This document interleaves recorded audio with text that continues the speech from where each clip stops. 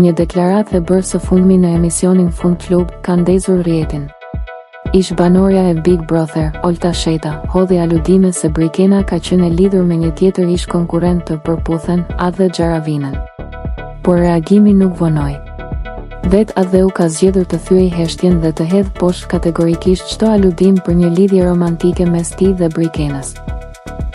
Në deklaratën e tij, Adheu thekson se mes tyre nuk ka patur asgjë më shumë se një takim miqësor, duke sqaruar se janë njohur përmes një miku të përbashkët dhe kanë dalë vetëm një herë në kafe. Është vajzë e qiltër, nuk është intrigante. Madje bëj tifo për të. Nuk dua të kryqëzohet në rrjet, prandaj vendosa të reagoj.